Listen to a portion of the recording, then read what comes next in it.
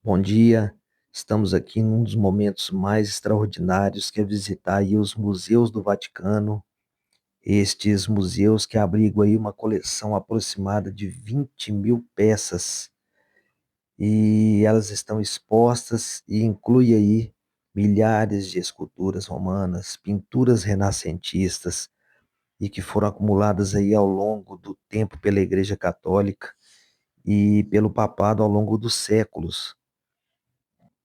Logo na entrada, passando aí pelo controle de segurança, a caminhada é iniciada na escada helicoidal de Giuseppe Momo, que foi construída em 1932, logo na entrada aí do museu, próximo ao museu aí Pio Clementino. Vale complementar que não é um museu do Vaticano, são vários museus que compreendem os museus do Vaticano. São 54 galerias ou salas principais em 26 museus diferentes, com as suas temáticas. E nós iniciamos aí a caminhada nesse museu egípcio, chamado de Museu Gregoriano Egípcio, criado aí por iniciativa do Papa Gregório XVI, no ano de 1839. E este museu, ele estende aí por 9 salas. E só para complementar, é aproximadamente 7 quilômetros de ambientes a serem percorridos no interior. É um lugar gigantesco e é aconselhável tirar aí pelo menos um dia inteiro para poder percorrer com calma e observar todos os detalhes. A fundação do Museu do Vaticano, o primeiro deles, foi em 1506 pelo Papa Júlio II, quando ele adquiriu a famosa escultura Laocoon de seus filhos e decidiu exibi-la publicamente. Ele gostava muito de coleções de esculturas e essa aquisição marcou o início de uma coleção de arte e que foi se expandindo continuamente ao longo dos séculos. Ela foi enriquecida aí por achados arqueológicos, por obras adquiridas de colecionadores, antiquários, e assim diversas galerias e áreas foram sendo incorporadas, transformando os museus do Vaticano em um dos maiores e mais importantes do mundo. No ano de 1503, o Papa Júlio II transferiu suas obras pessoais para o Vaticano logo após a sua eleição. E essa exibição pública iniciou quando ele adquiriu aí essa obra que eu havia dito, que é Lacan de seus filhos, e assim ele conseguiu, aos poucos, não só ele, como os demais papas foram ampliando até chegar nessa magnitude que tem aqui hoje. E voltando aqui no Museu Gregoriano Egípcio, é uma visita aí à civilização do Antigo Egito e que revela aí essas conexões de fé, cultura, história, e que foi localizado aí no Palácio Belvedere, e ocupa 9 salas temáticas, transportando aí o visitante ao universo egípcio. É sem dúvida aí um acervo que impressiona pela grande diversidade e riqueza, como pode ser observado, que foi destacado aí sarcófagos ornamentados, múmias bem preservadas, estátuas de deuses, faraós, estelas com inscrições hieroglíficas e o local também abriga artefatos do antigo Egito romano, e a experiência é ampliada ainda na apresentação de peças que pega ali a Mesopotâmia até a Síria, abrindo uma compreensão mais abrangente das culturas que interagiram com o povo de Israel e posteriormente com os primeiros cristãos. É uma visita muito enriquecedora aos entusiastas, estudiosos e amantes de história, e todos aqueles que têm uma familiaridade em conhecer esses lugares históricos. Nós vamos passar agora numa transição que é um amplo hemiciclo que se abre aí para o terraço do Ninho da Pinha, que dá essa bela vista dessa área externa aí do museu, chamado aí de Jardim da Pinha. Essa área externa tem seu destaque aí, uma obra de arte chamada Esfera com Esfera, do artista Arnaldo Pomadoro, Ele é um artista italiano, escultor, e é um momento que você tem de fazer um descanso, observar ali uma paisagem, quando você tem esse acesso externo da Pinha, e depois você dá prosseguimento aí à sua caminhada e continua a sua visita ao museu. E um fato interessante é que esse museu ele foi fundado durante um período de grande fascínio europeu pelo Egito Antigo e que foi impulsionado aí pela decifração dos hieróglifos por Champollion. Muitos artefatos egípcios foram trazidos a Roma durante ali, o Império Romano e que agora fazem parte do acervo do museu. Eu havia falado aí de Champollion, que seu nome é Jean-François Champollion, ele que nasceu em 1790 e morreu em 1832.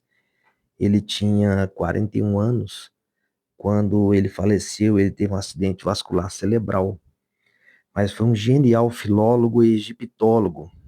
Ele era conhecido como o pai da egiptologia, porque foi mundialmente famoso, porque ele conseguiu decifrar os hieróglifos egípcios em 1822 e ele utilizou aí a pedra Roseta e seu conhecimento de copta. Atualmente ele está sepultado no famoso cemitério Père Lachaise em Paris. Inclusive esse cemitério ele é um cemitério turístico, porque grandes artistas, pintores, políticos, personalidades estão sepultadas no interior deste cemitério.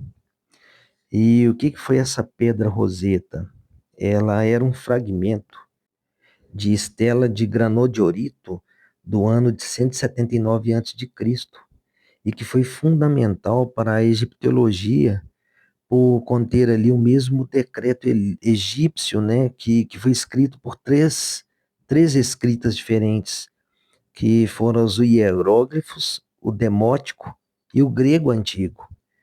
E ela foi descoberta em 1799 por soldados franceses no Egito e que permitiu Champollion decifrar todos esses hieróglifos em 1822.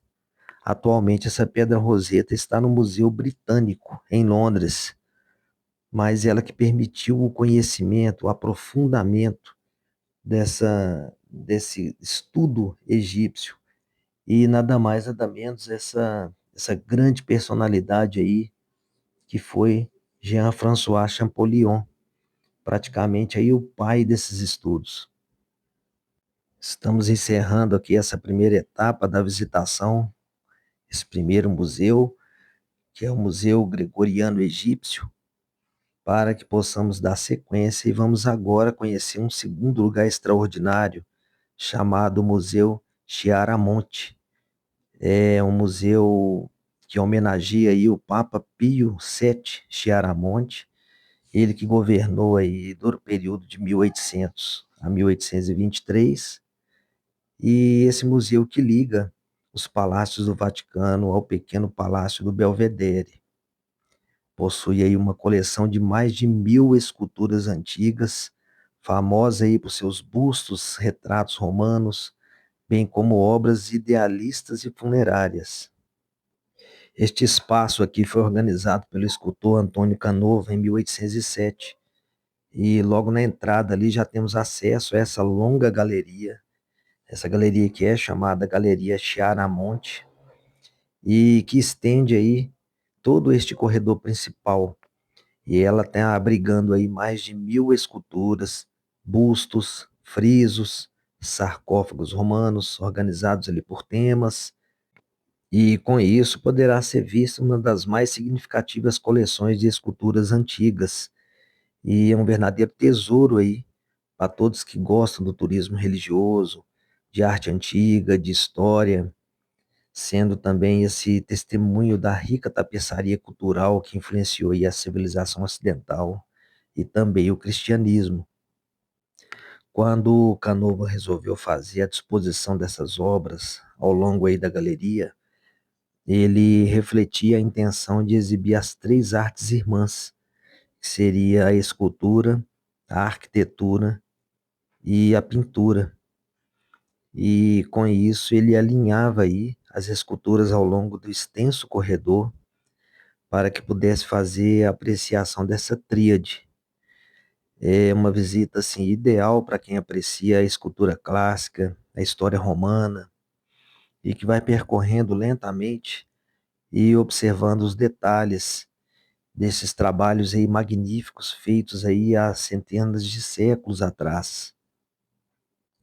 E é interessante também que ao final desse corredor, que também faz parte desse Museu Chiaramon, que é uma galeria chamada Galeria Lapidaria, e ela contém uma vasta coleção de mais de 3.000 inscrições e epígrafes, tanto pagãs quanto cristãs, e sendo uma das maiores coleções do gênero do mundo de artes romanas e gregas.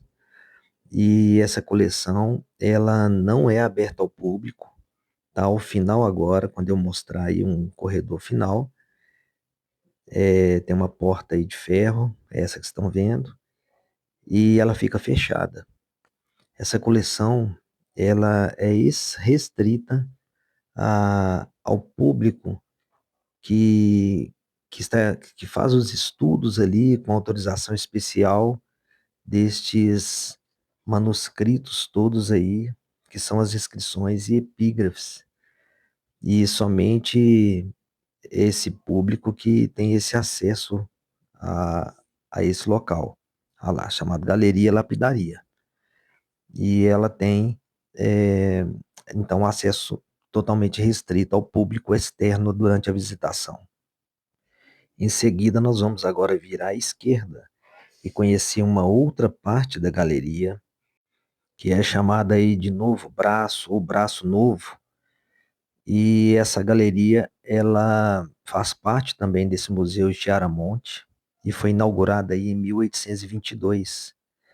Ela foi projetada por Rafael Stern e possui 68 metros de comprimento e exibe aí na sua coleção estátuas romanas e cópias de originais gregas.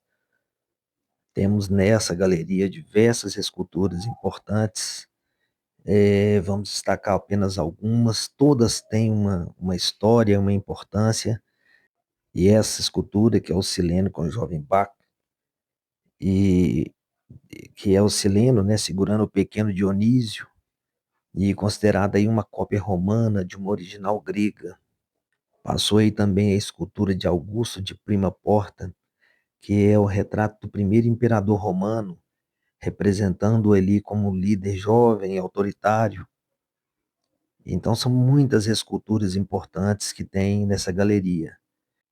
Como pode ser percebido, o piso tem mosaicos romanos originais e os frisos em estuque. E ela coberta o teto aí com caixotões. Nessa galeria também temos a oportunidade de ver a escultura do Nilo, que é uma obra romana de mármore que retrata o deus Nilo como um homem aí robusto, barbudo, que está deitado aí simbolizando a fertilidade e a abundância. Essa escultura ela foi descoberta no ano de 1523, perto de Campo Márcio, e poderá ser observada aí 16 crianças e que representam as 16 cúbidas da inundação ideal do rio Nilo. Esse, esse rio, que é apoiado aí por uma esfinge e rodeado aí por elementos egípcios, como crocodilos, hipopótamos e plantas de papiro. Então, uma bela escultura e faz parte aí da coleção desse espaço que é chamado aí do novo braço desse museu Chiaramonte. Seria necessário muito estudo para detalhar cada uma dessas obras e toda a sua história. E por essa razão que eles falam que para você conhecer todos os museus do Vaticano demoraria ali muitos meses até que pudesse aí ler cada uma das peças, observar e pesquisar cada um deles. É muito interessante. Somente um detalhe importante, que quando a gente vai deslocar para o Museu do Vaticano, a forma mais rápida de chegar até este local é pegar a linha laranja do metrô de Roma, sentido Battistini. E aí vai descer na estação Ottaviano San Pietro e caminhar até o local. Uma pequena caminhada agradável, plana, e também servidas aí de linhas de ônibus 40, 62, 64, que tem paradas próximas. O ideal é fazer essa compra do ingresso online. Ele não é um museu barato. Uma compra de um museu desse aqui, ele, ele fica aí em torno de 20 a 25 euros. Uma compra do combo que você vai percorrer todo esse espaço. E o ideal é que seja comprado diretamente no site oficial do Vaticano, porque assim você tem a facilitação de fazer o pagamento sem ter alguma taxa extra. Muito embora ali tenha um valor de compra online que é um custo de 5 euros que vai ser acrescentado ali no seu combo, na sua compra do ingresso. Mas é possível também comprar o almoço lá dentro, comprar o audioguia. Você pode fazer no site todo o estilo de compra para que você possa fazer o acompanhamento. No meu caso em específico, eu peguei o básico, que é o acesso aos museus, e assim eu faço o percurso todo desse espaço. Apenas o combo e paga ali aquela taxa de 5 euros, que é a compra online, para evitar aí a longa fila de você comprar a bilheteria, depois pegar uma segunda fila para você ter o acesso ao bilhete. Lembrando também que ele tem o horário marcado. Então, existem as filas específicas para o horário que você entrar no museu. Mas se você entrar aqui 9 da manhã, você não precisa ficar aqui somente 1 hora, 2 horas. Você pode passar o tempo que você sentir necessidade de permanecer ao local. Sobre essas esculturas, e até mesmo aí do escultor Antônio Canova, tem um fato até dramático que ocorreu aí com as coleções do Vaticano, porque após o Tratado de Tolentino de 1797, Napoleão Bonaparte exigiu que os estados pontífices entregassem à França a maioria das obras-primas do Museu Pio Clementino, e que eram diversas esculturas.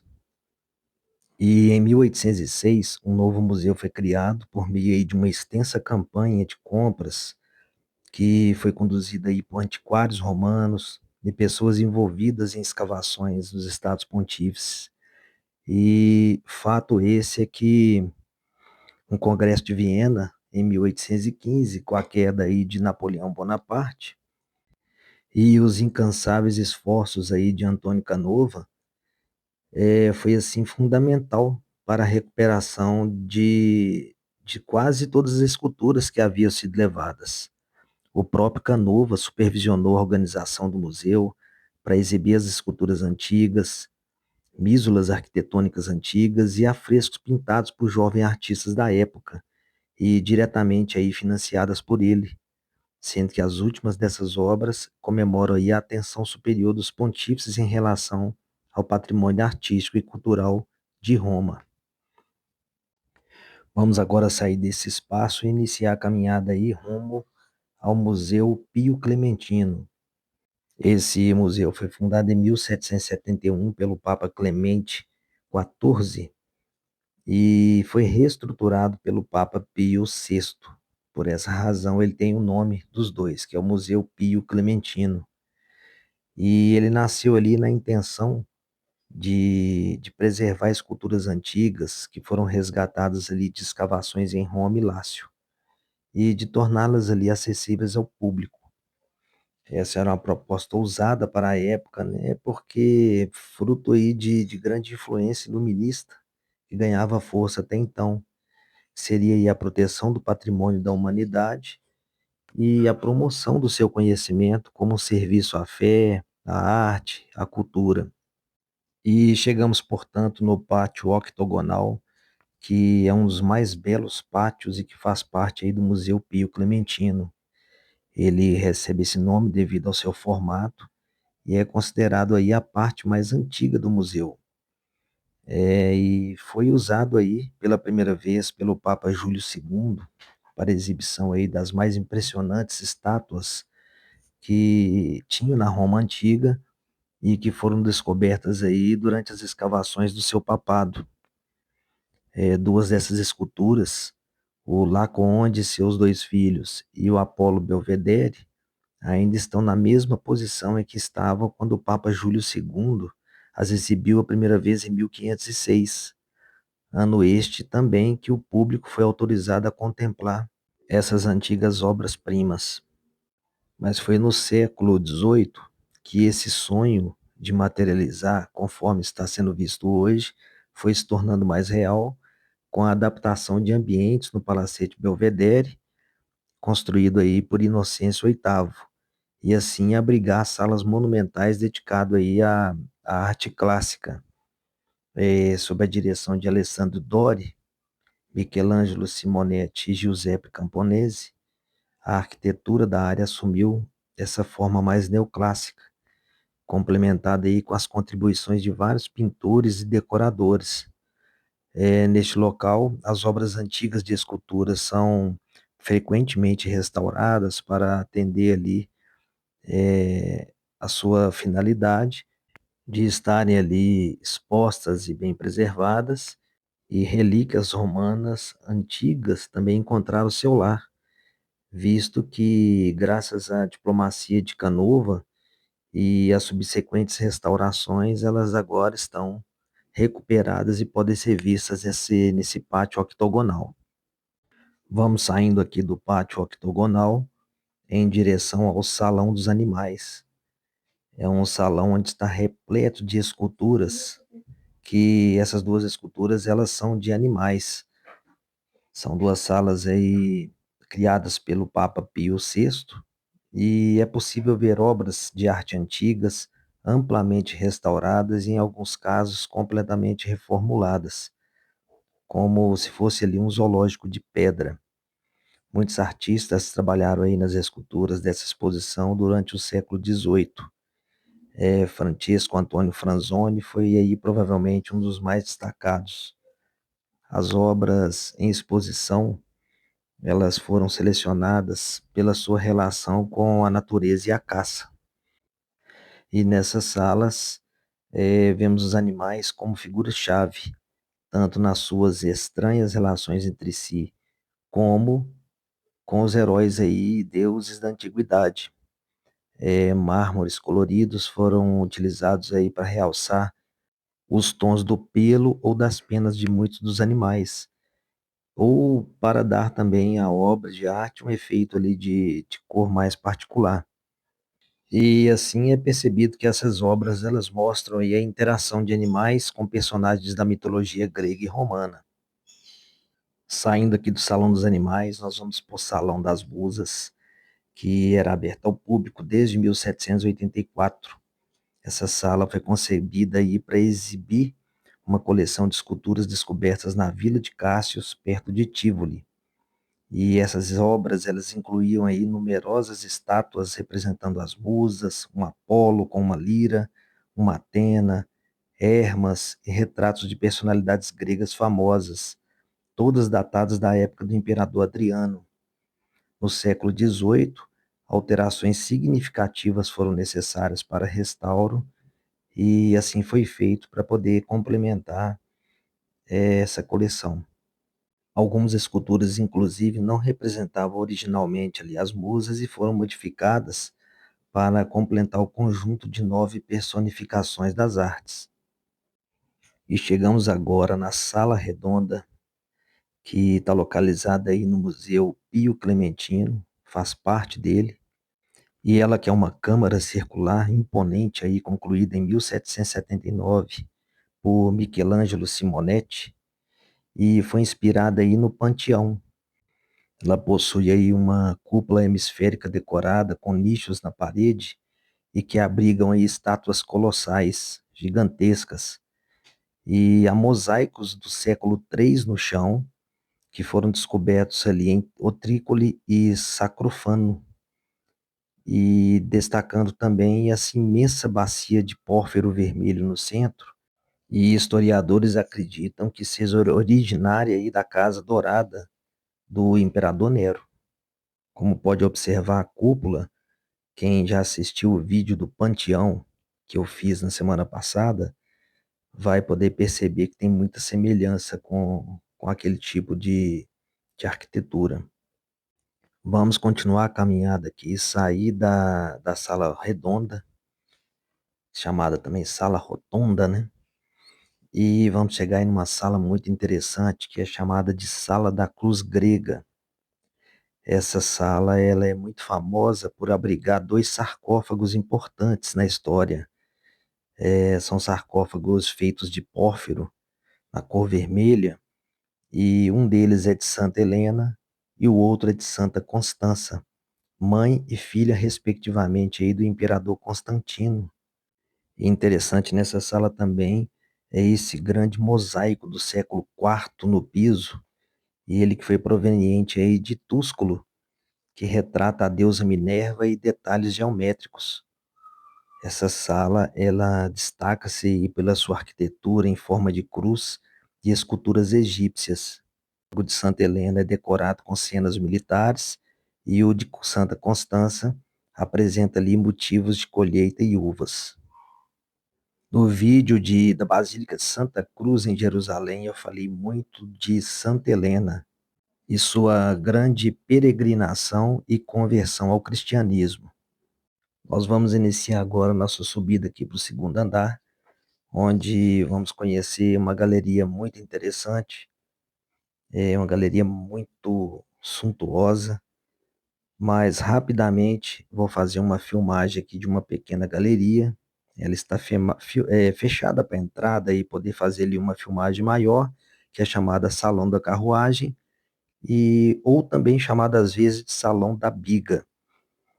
E voltando aqui então, nós vamos caminhar aí para a Galeria dos Candelabros, que é um corredor espetacular com obras de arte da Grécia e da Roma antigas, e que inclui aí estátuas, candelabros, relevos, sarcófagos, e o corredor, que é um corredor magnífico contendo tudo isso.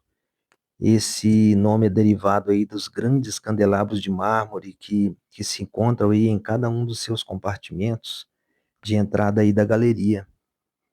Ela que foi projetada pelo Papa Pio VI entre 1785 e 1788 e reorganizada aí durante o papado de Leão XIII. Ele que foi papa de 1878 e 1903.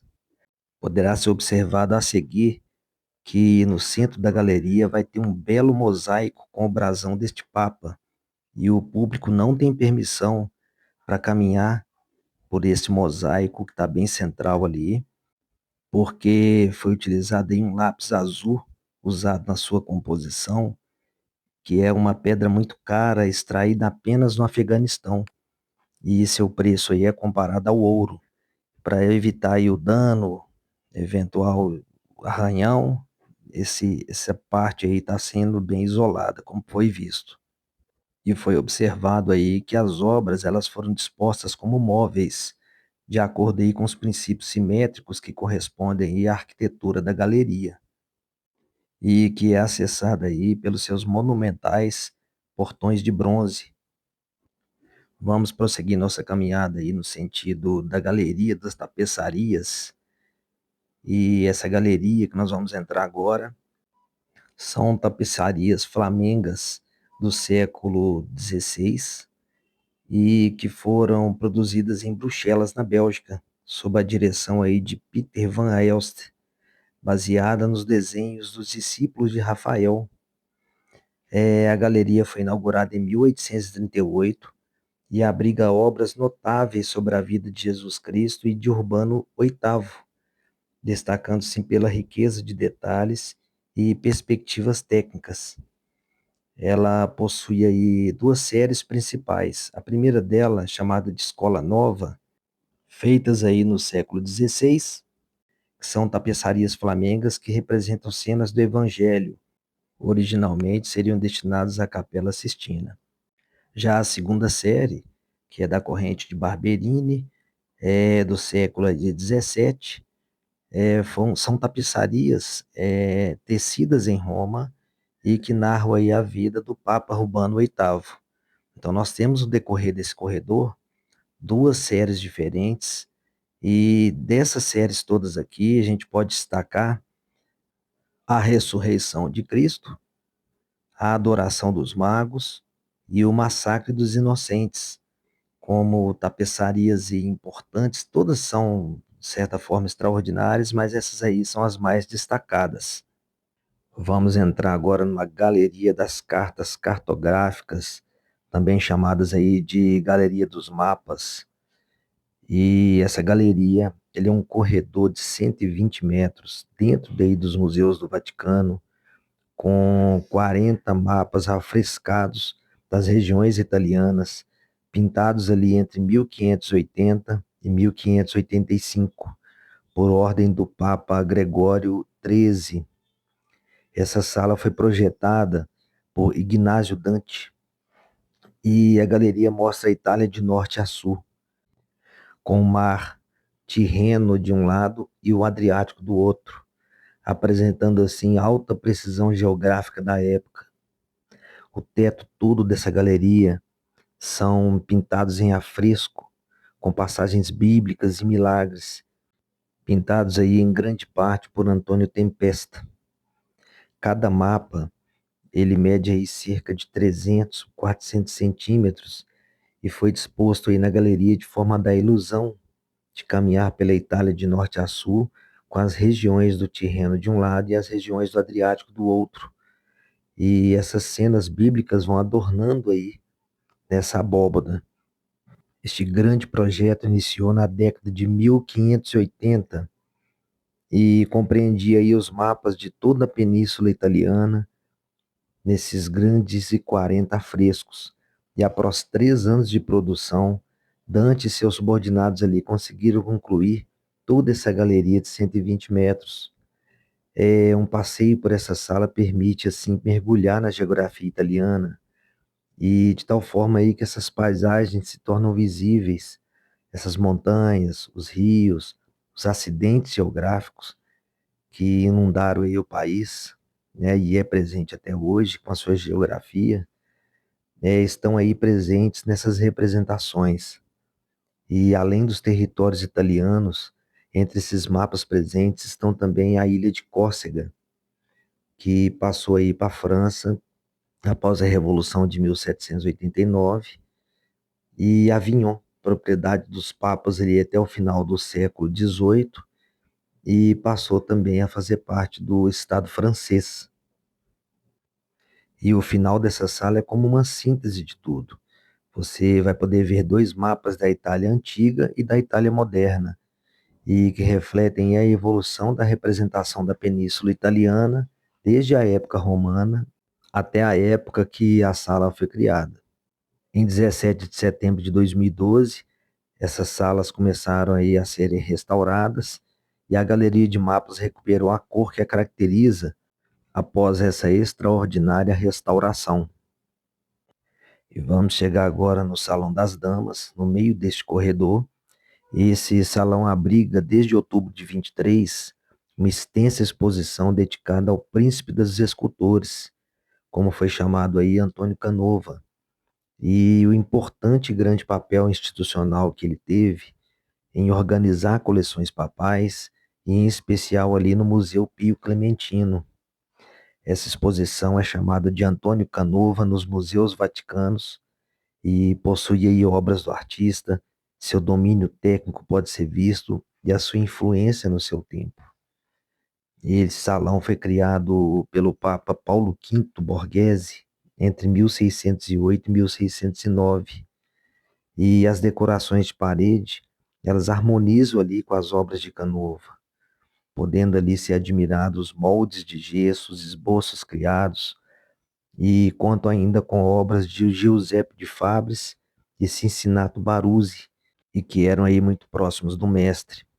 Os famosos afrescos que estão contidos aí na Sala das Damas, eles são de Guido Reni, pintados ali em 1608 e são afrescos bíblicos e que são muito visitados e muito procurados pela sua importância artística. E não podendo também deixar de falar sobre a importância de Canova na recuperação do acervo que foi levado do Vaticano pela França durante o período aí de Napoleão Bonaparte e que foram recuperados ali depois de 1815 e que sob sua supervisão foram dispostos aí na galeria dos museus Pio Clementino e Chiaramonte. Vamos iniciar agora a entrada numa sala chamada Sala Sobieski. Essa, essa sala, ela contém obras que focam ali em temas históricos, religiosos, incluindo ali cenas de martírios e santos. Porém, há uma enorme tela chamada Sobieski em Viena, e essa tela ela celebra a vitória do rei João III Sobieski sobre os turcos em 1683. É a maior pintura em tela de todos os museus do Vaticano, e onde o rei, vestindo ali traços azuis e dourados, ele prepara o envio da notícia da vitória ao Papa Inocêncio IX. Esta magnífica pintura, ela foi pintada por Jan Matejko, que era um polonês que pintou aí dezenas de pinturas a óleo e que finalizou essa obra em 1883. Estamos entrando agora numa sala muito interessante chamada Sala de Imaculada, e essa sala é imponente, coberta ali de afrescos, e esses afrescos foram encomendados aí pelo Papa Pio IX, e ele mandou fazer depois de proclamar o dogma em 8 de dezembro de 1854. É uma sala aí adjacente às salas de Rafael, e esse projeto foi encomendado ao pintor Francesco Podesti. Essas pinturas foram feitas ali de 1856 até 1865, e o artista criou diversos afrescos que mantêm ali o seu esplendor original, até na data de hoje. No centro dessa sala pode ser observado esse móvel biblioteca, que foi feito em 1867, e que estão guardadas aí cópias de todas as traduções da Bula Pontifícia. Os originais estão preservados na Biblioteca Apostólica do Vaticano. Vamos iniciar agora a visita em 4 salas seguintes, que são chamadas aí Salas de Rafael, um dos grandes pintores aí, Rafael Sanzio, que está até sepultado no Panteão de Roma e tem até um vídeo mostrando a sepultura dele lá no seu interior. Ele que fez essa pintura junto com seus assistentes, não só essa, como as próximas 4 salas. Essa primeira sala é chamada Sala de Constantino. Essa sala é a maior delas, decoradas aí de 1517 a 1524 por alunos de Rafael, com referências aí do desenho do mestre, pois o mestre havia falecido em 1520, e retratam aí o triunfo da igreja sobre o paganismo através da vida do imperador aí que no leito de morte foi batizado aí pelo Papa Silvestre, fez sua conversão ao cristianismo, e essas pinturas todas simbolizam aí o reconhecimento do cristianismo como religião oficial pelo imperador, e um marco muito importante para a Igreja Católica. Vamos agora iniciar a entrada aí na sala de Heliodoro.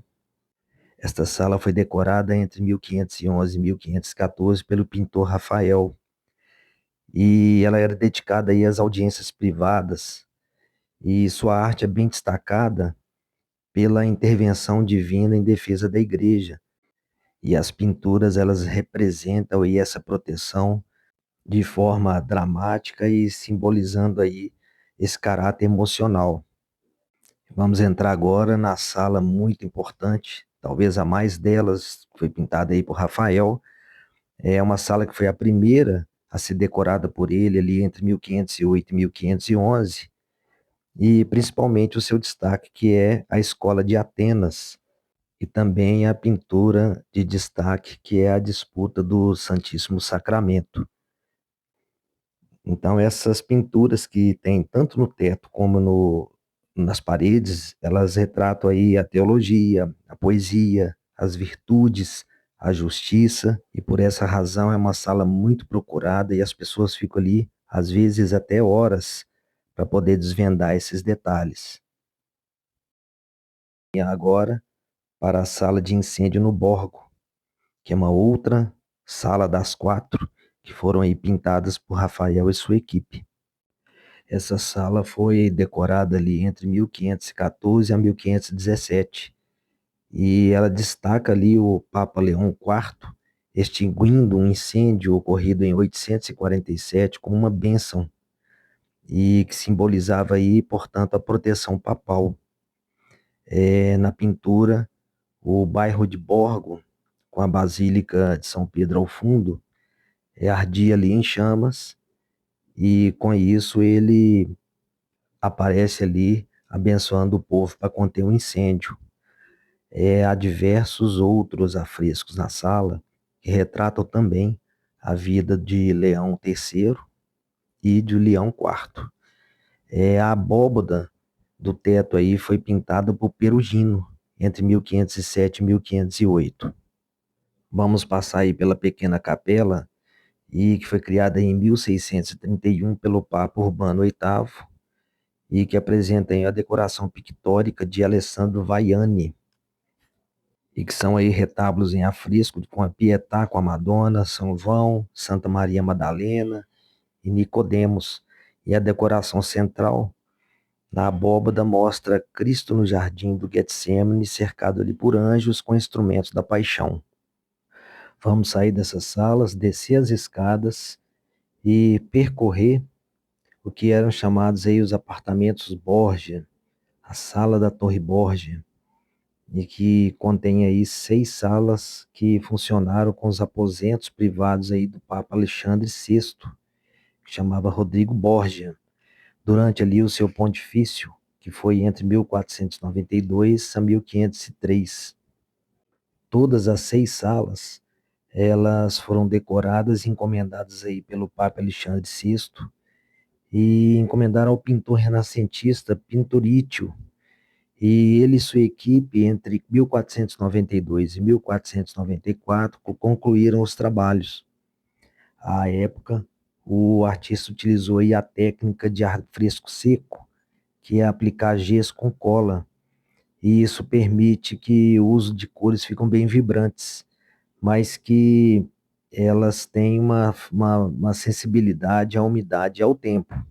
Os afrescos que estão nessas salas, eles combinam temas religiosos com elementos pagãos, símbolos da família Borgia, incluindo também cenas com profetas, síbilas, cenas aí de vários santos. E após a morte do Alexandre VI, os apartamentos foram abandonados por estarem muito associados a ele. E atualmente foram reabertos ao público, restaurados apenas para visitação. Esses espaços onde estão aí localizados os apartamentos Borgia são utilizados para exposição, que é uma coleção de arte moderna e contemporânea que foi doada ao Vaticano e pela família de Leone Piccioni. Ele que era um colecionador de artes, era escritor, e é uma coleção de obras-primas aí do século XX, e a exposição é chamada Curiosidade Incontrolável. E ele que foi aí um intelectual católico, que faleceu em 2018, e o seu acervo inteiro foi doado ao Vaticano por seus filhos Glória e Giovanni. Ele foi escritor, crítico literário, jornalista, crítico de arte, acadêmico, e a coleção dele engloba aí esculturas, pinturas, desenhos, gravuras de vários mestres do século XX, e por essa razão estão expostas nesses 6 salões aí que pertenciam aos apartamentos Borgia.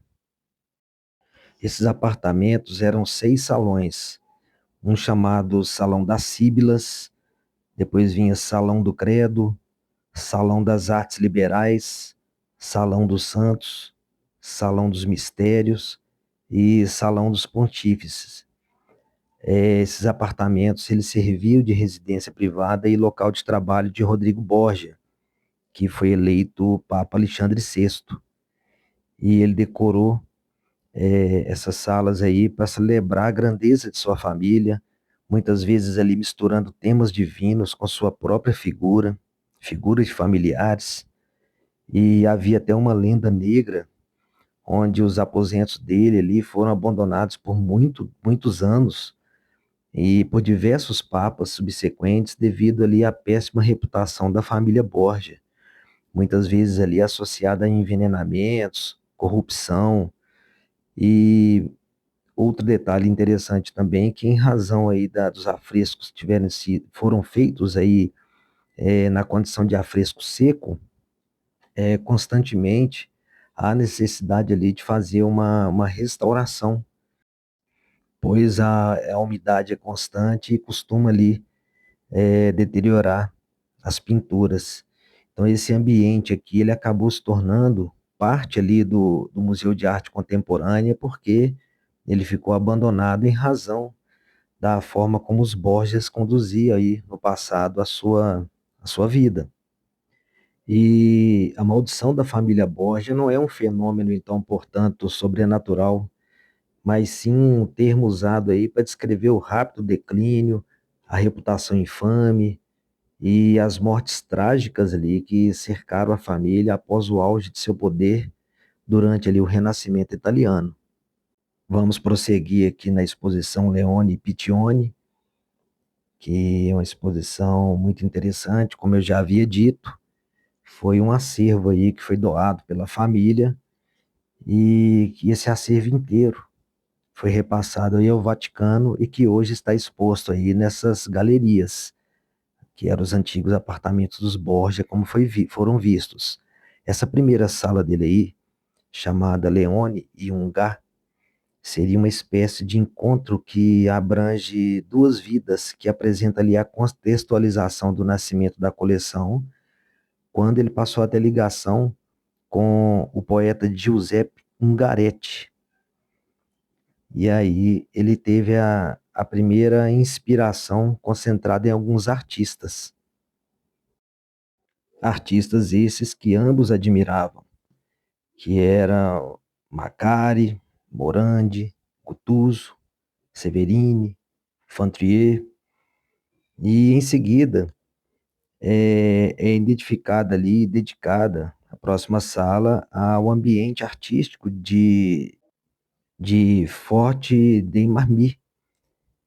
A exposição apresenta alguns dos principais protagonistas desses dois lugares de encontro e troca.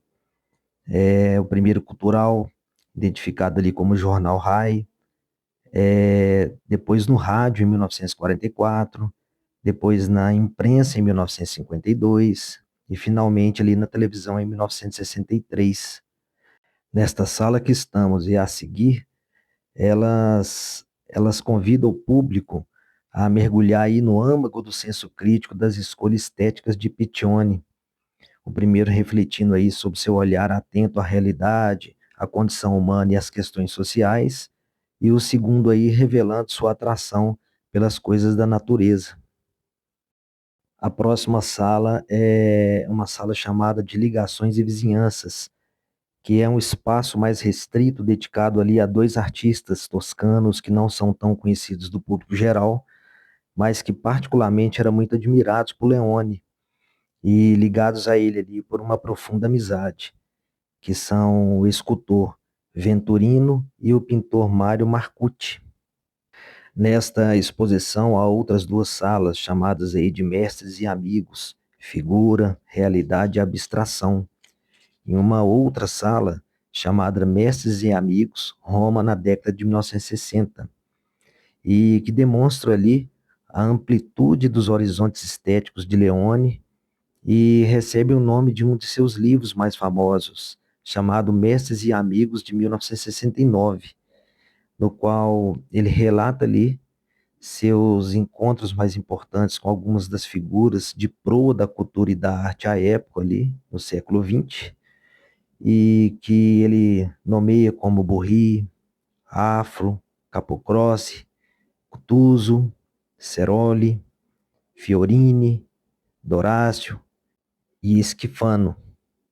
Em outra sala chamada de Escritos e Visões, é contido ali livros valiosos, dedicatórias, fotografias, retoma ali a ligação com Ungaretti e oferece ali um vislumbre de preciosidade de algumas das publicações que Piccioni colecionou e recebeu como presentes durante toda a sua vida, as quais ali ele guardava na vasta biblioteca da sua casa em Roma, juntamente com a sua correspondência com intelectuais e artistas. Hoje a sua residência está parcialmente ali doada pelos seus filhos ao Arquivo Central do Estado. E assim fazemos o fechamento dessa visita nessa exposição que também tinha como objetivo homenagear o centenário de Leone Piccioni, ele que nasceu aí no dia 9 de maio de 1925 e faleceu no dia 15 de maio de 2018, aos 93 anos. Vamos descendo as escadas e fazer todo o percurso retornando por dentro da exposição do Leone e dar continuidade nessas coleções de artes modernas e contemporâneas que são do Vaticano, do acervo do Vaticano. Essa exposição contemporânea que nós acabamos de passar, ela é específica desse artista, desse jornalista, colecionador, e retrata aí todo esse acervo que foi doado. E nós vamos continuar aqui passando nessa coleção de arte moderna e contemporânea, e vamos especificar que, explicitar, na verdade, que ela foi inaugurada no dia 23 de junho de 1973. Eu digo todo o Museu de Arte Contemporânea do Vaticano. E como que foi, como funcionou a inauguração disso? Porque até então o Vaticano tinha coleções históricas, centenárias ao longo dos séculos que foram doadas, compradas e em dado momento, por ordem do Papa Paulo VI, teve uma grande mudança. E vamos então entrar aí numa dessas salas que tem essa arte contemporânea e vamos começar com Matisse, Henri Matisse, ele que foi um grande artista que projetou aí a Capela do Rosário de Vinci na França, uma obra-prima de arte que foi abençoada no dia 25 de junho de 1951 e planejada aí por Henri do ano de 1949 até 1951. Nesta sala está contida aí uma rica seleção de litografias da Virgem e cartas manuscritas juntamente com casulas coloridas especialmente desenhadas pelo artista ali para as celebrações na capela. Henri Matisse aí, que foi um renomado artista francês, ele que faleceu no ano de 1954, e esse acervo foi doado pelos filhos. Essas obras são acompanhadas aí por uma fundição em bronze do crucifixo para o altar e doada para as Irmãs Dominicanas de Vence em 1973, por ocasião da inauguração da coleção a pedido aí do Papa Paulo VI. Na sala de Matisse também tem os esboços finais para os vitrais da obra Árvore da Vida, que estão também nessa sala Matisse. E, e a vitrine que dá acesso a essa sala aí, ela é inteiramente dedicada aos esboços preparatórios da Capela de Vence, com uma valiosa aí seleção de obras, documentos, que estão ligados aí à gênese desse projeto, e juntamente aí com a pequena maquete da alta flecha que coroa ali a capela. E 5 extraordinárias cásulas coloridas ali desenhadas por Matisse, cuja primeira ali tecelagem se conserva na coleção. São exibidas todas elas ali em rotação. E essa vitrine, ela vinha trazendo essas litografias que foram dedicadas à figura da Virgem com o menino e que demonstra aí a simplificação gradual das figuras destinadas a adornar ali o presbitério da capela. Tem também essa carta de São João Domingos e diversas outras belas cartas manuscritas sobre os planos para a Capela de Vence, e que Matisse escreveu ali no período de 1949 a 1952 para a Madre Agnes de Jesus, né, prior geral ali da congregação domiciana, e que as doou depois à coleção em 1979. E por essa grande importância que foi feita essa sala Matisse, colocando essas relíquias famosas aí, essas obras de arte que complementam o grande trabalho de Henri Matisse. Mas há diversos outros artistas também que participaram da doação do grande projeto de Paulo VI, que era ampliar aí a coleção de arte moderna e contemporânea do Vaticano.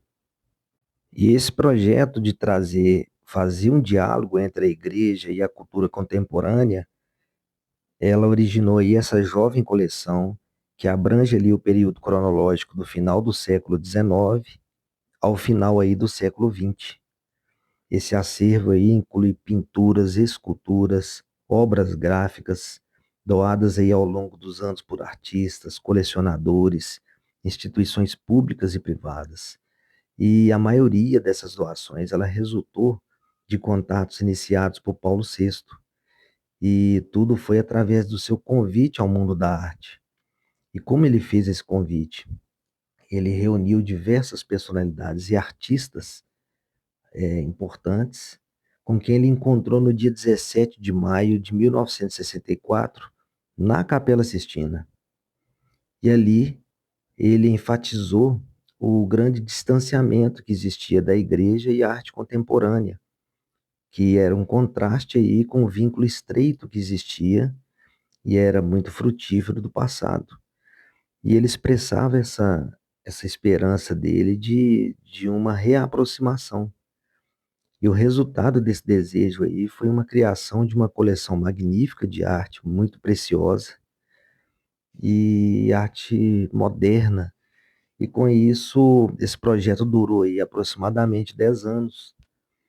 E ele foi sempre engrandecendo, e essa pequena coleção aí de obras do século XX, que havia entrado aí na Pinacoteca Vaticana no final da década de 50, por ordem ali de Pio XII, ela engrandeceu e atualmente a coleção conta com mais de 8.000 obras ao longo aí de um percurso que vai do Apartamentos Borgia até a Capela Sistina. Todo esse espaço que nós estamos percorrendo, desde o Apartamento Borgia, são obras já pertencentes aí a esse projeto que iniciou lá atrás, lá no ano de 1964 em diante, e depois com a inauguração em 73. Vários artistas, de colecionadores particulares, e alguns deles até em vida chegaram a doar material importante para cá. Tem aqui Van Gogh, tem Chagall, Jorge de Chirico, Giacomo Manzur, Francis Bacon, tem também Lúcio Fontana, Alberto Burri, a própria sala específica para Henri Matisse. Vamos subindo aqui em direção à Capela Sistina, mas ela não pode ser filmada e nem fotografada. Após passar pela belíssima pintura aí da Capela Sistina, pintada aí por Michelangelo, e vamos continuar nossa caminhada passando aí pelo Museu Cristão.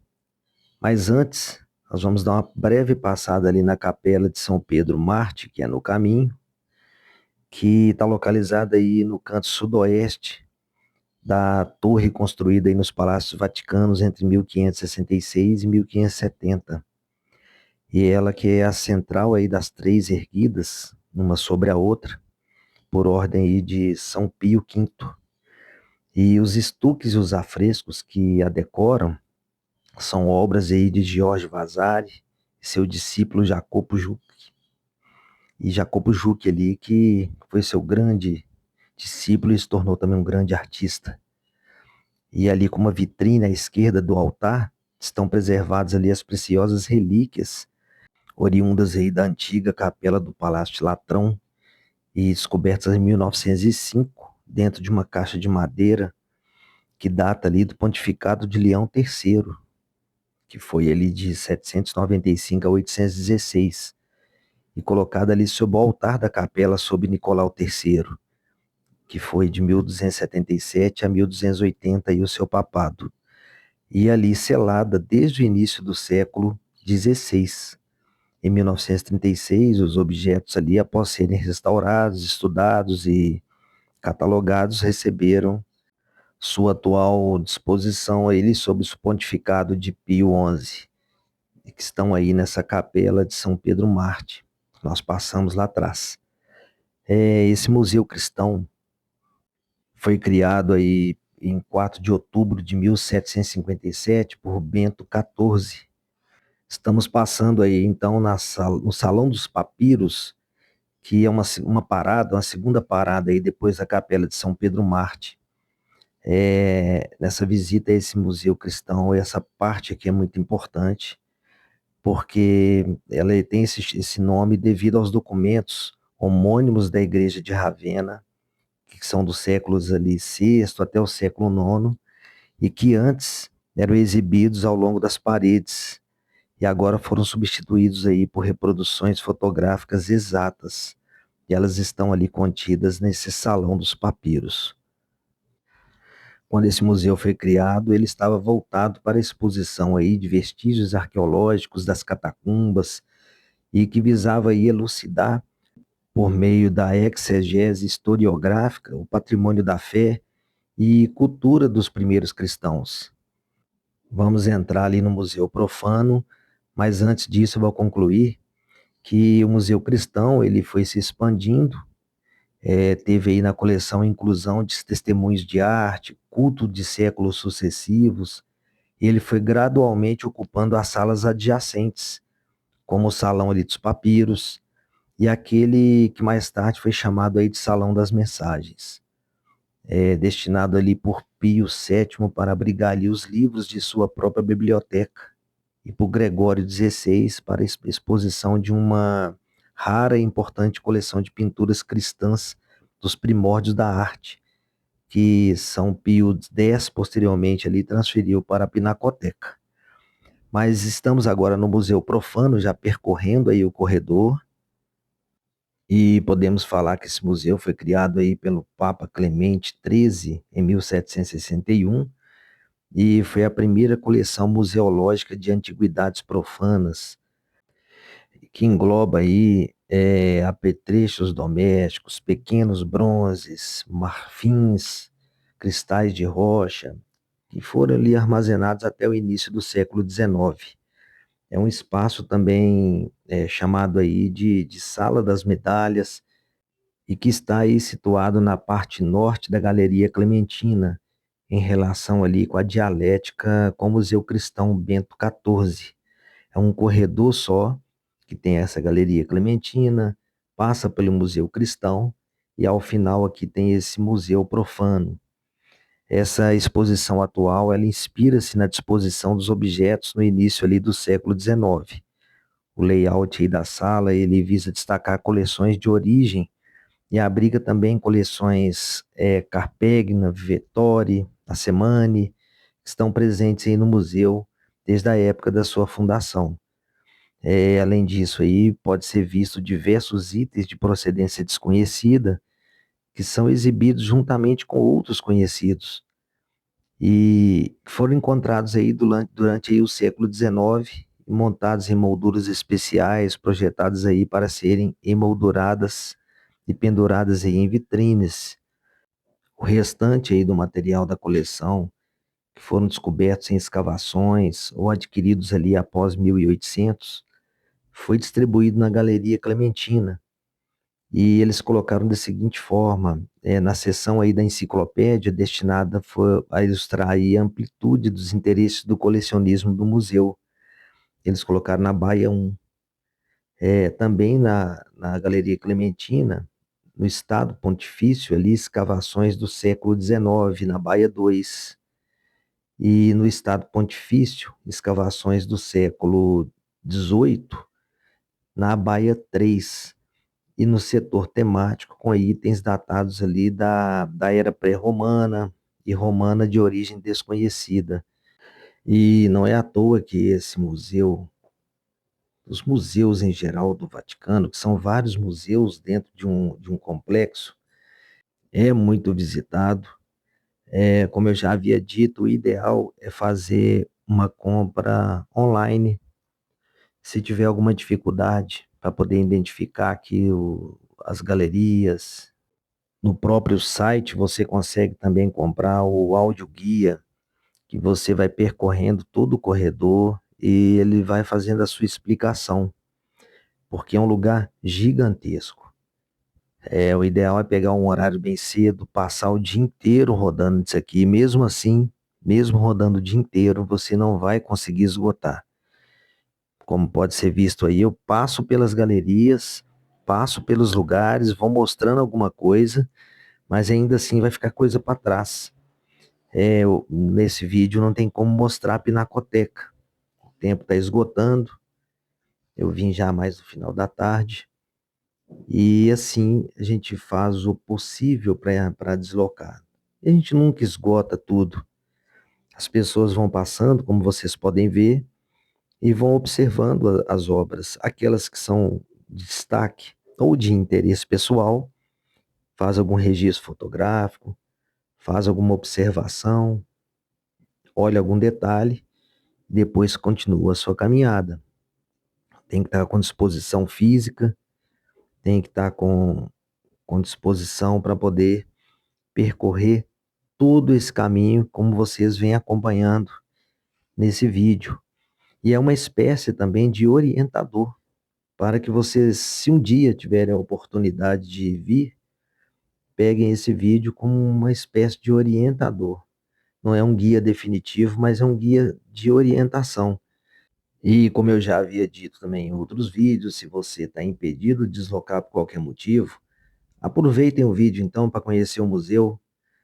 Aproveite essas imagens para que, se você um dia nunca puder pisar aqui por qualquer questão, é, leve consigo, como se estivesse fazendo esse olhar que eu estou tendo aqui agora.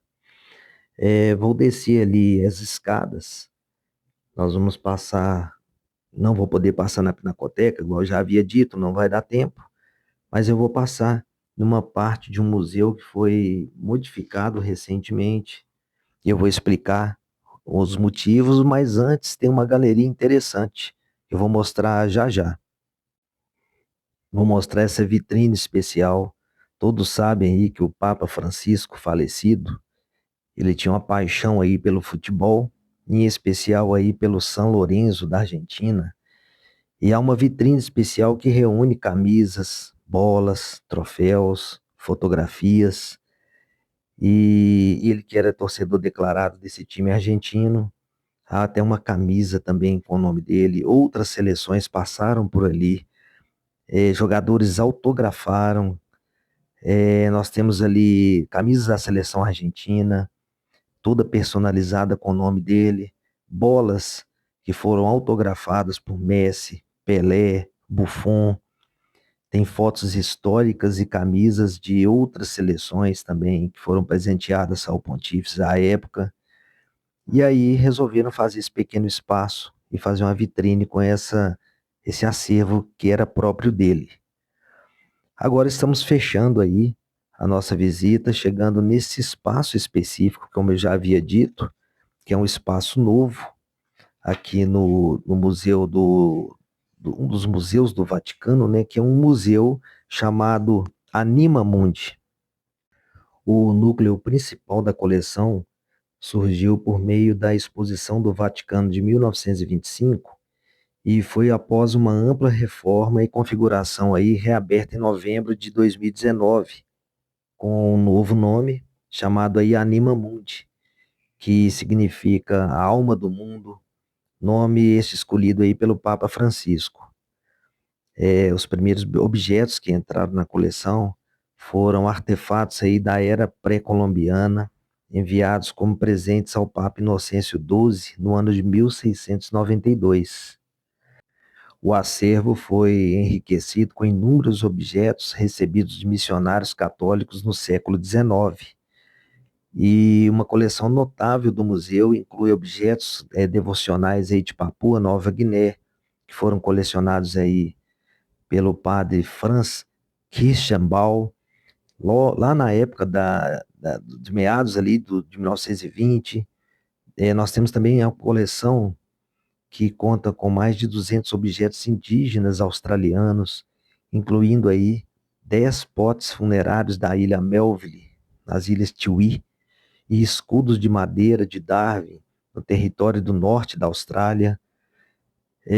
Nós temos também uma variação de artefatos pré-históricos com mais de 2 milhões de anos e objetos aí de civilizações africanas, nativas americanas, islâmicas, da Oceania, da Austrália, além de civilizações aí pré-colombianas e que são exibidos aí de forma rotativa por razões de conservação. São mais de 80 mil obras de artes, testemunhas aí de povos e culturas de todo o mundo. E esse Museu Anima Mundi foi criado para substituir o antigo Museu Etnológico. Não se trata de um espaço de exposição qualquer, que objetiva aí aproximar a arte numa abordagem geral, universal, cujo centro aí seria a periferia. São obras que são oriundas aí de todas as partes do mundo, da África, das Américas, da Oceania, da Austrália, da Ásia, do mundo islâmico e civilizações também pré-históricas e pré-colombianas. Os objetos aí são uma coleção inclusiva, seria uma espécie de manifesto e a voz dos povos ali, dos seus direitos básicos, que são muitas vezes aí estão sempre violados e em perigo. E é muito interessante o museu ter esse momento e perfazer esse espaço que passa essa linguagem aí diferente de um mundo mais igualitário. Então, o acervo também é riquíssimo, ele está ali mais ao final da saída do museu, por isso que vale muito a pena você despender aí um dia inteiro para você andar com calma e assim aproveitar ao máximo o seu passeio. Um grande abraço e até nova exposição.